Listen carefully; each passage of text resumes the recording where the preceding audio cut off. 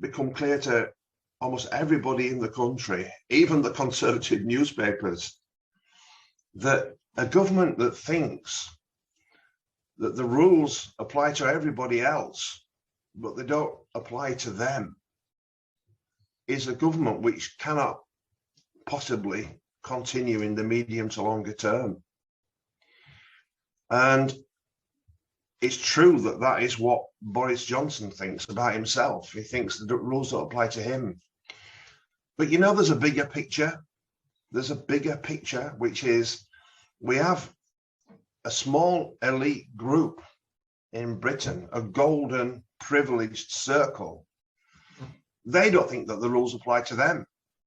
And everybody else has to really suffer or find things very, very difficult. I'm going to show you some figures which I think you might find surprising to just explain what I think is, in part at least, wrong with our country.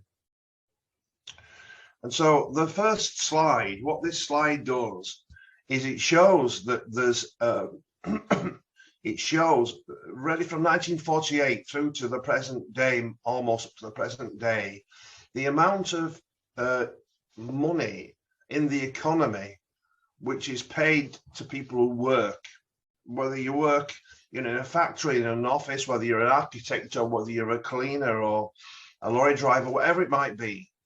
All of the money paid in wages and salaries is shown in this slide.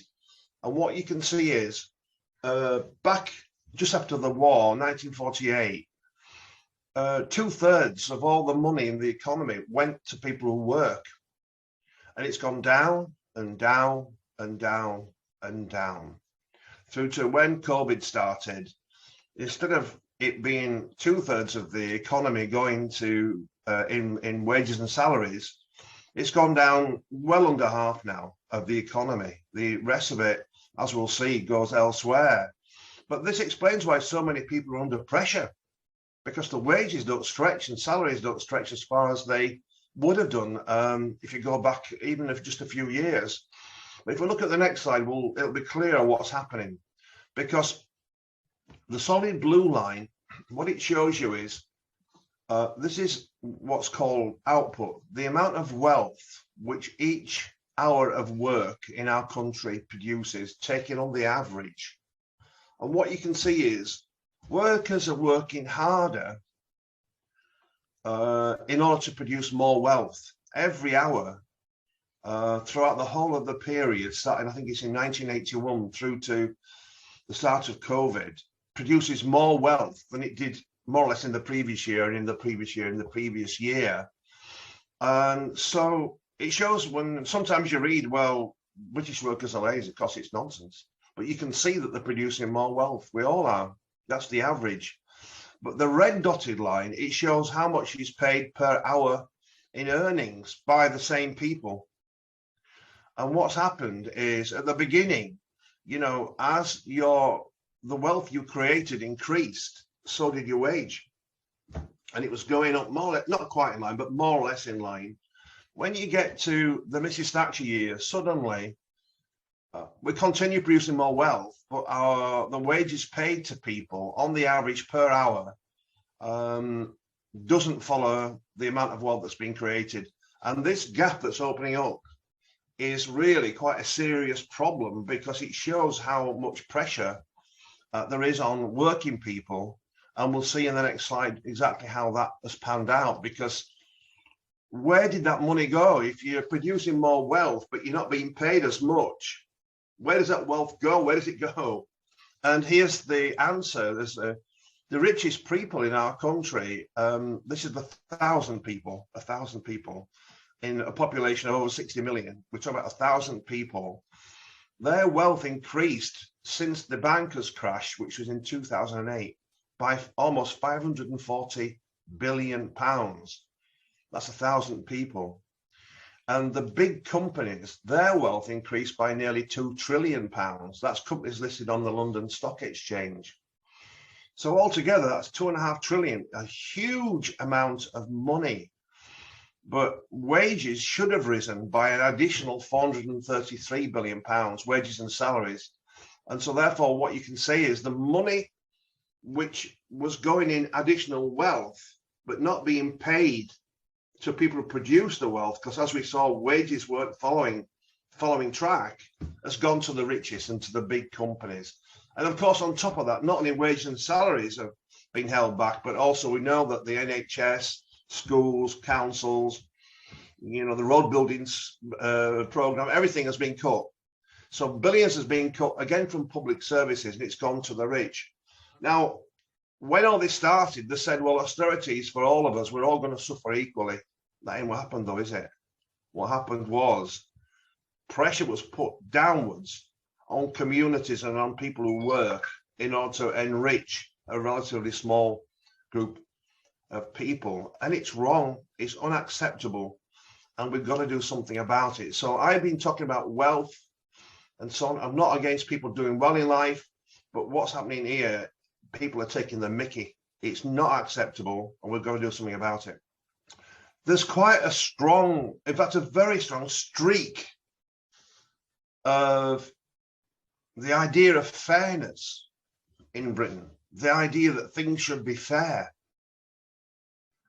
And I think a lot of people know how unfair our country is getting because of the inequalities and the problems which I've just highlighted with the economy.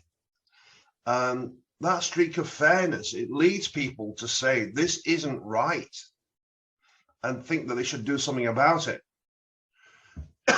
And so there is a level of discontent in our society, and some of it gets expressed in various different ways. For example, people very upset about the damage we're doing to our planet, or the Black Lives Matter movement, or the Me Too movement for women against injustice against women. And all of those different activities are all taking place. It seems to me bit by bit they're emerging into a sort of a movement, and the levels of protest are definitely growing. You could say these are the green shoots of a resistance to the direction in which the Conservatives are taking the country.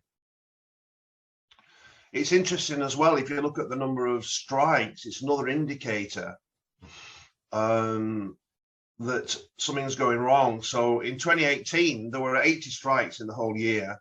This year, there's been 4 times as many, 322. And some of them fairly big strikes. As we know, the university and colleges are taking industrial action at the moment. And the NHS workers, most of the unions of the NHS, they're balloting, and some of the ballots are coming back with very big, majorities in favour of taking some form of industrial action. All of this, I think, signifies not simply discontent because people resent the lack of fairness and how they're struggling while other people are, making billions of pounds, but that people are prepared to take action to do something about it. And in a way, that's quite encouraging. I mean, we do want to change the way our country works and bring about a fair society. But what will the Tories do? What does the government do when it's under pressure from people, protesting in very different ways? And as we can see in the next slide, what happens is that the Conservatives have decided to clamp down. Instead of saying, yeah, let's make it more of a just society, more fair, let's tackle inequality. Of course, they talk about it, but they do nothing about it.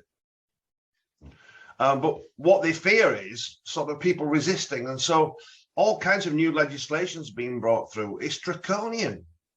It really is draconian, and it's repressive, and it's authoritarian. It's not what this country's been used to. The policing bill, for example, it's really envisaging, undercover police officers going into protest movements undercover, and we know they're already doing it. And then if they commit a crime, that not being a criminal by the police officer. Now, okay, we do need a proper police force and proper law and order, but the idea that a police officer can rape a woman who's an activist in an organization that officer has gone into, and then not be charged with rape. It's not acceptable. It's not how we do things. And it's because they want to crack down on the fight back that people are doing. There's another clause in the bill which is quite astonishing. It says that you can have committed a crime if there's a risk, it's in the bill, that your actions could result in serious annoyance. Annoyance. When was causing annoyance a crime? But look, the idea that your actions will risk annoyance can under the Tory legislation, 10 years inside, up to 10 years inside. This is repressive. It's not acceptable. It's against liberty. British people have always had the right to protest. And from time to time, they have protested. And rightly so, in my view, if there's something unfair going on. The Tories don't want it, do they? They want to crack down. That's what I call the Tory clampdown. They're doing other things like the Judicial Review Bill, which if you're interested, you could take a look at. So the question is, what happens next? Well, it's clear to me that, we can organise resistance. When you look at the Unite General Secretary election, it was quite encouraging that the right-wing candidate got less votes than either of the two left-of-centre candidates. And in unison, the same thing happened. A left majority has now emerged, a fight-back majority on the executive. And when you think about how the conference operated, the idea that we should change the way in which we elect our leader was defeated. And there were other defeats too. The conference agreed to a £15 national minimum wage, and it agreed to the Green New Deal.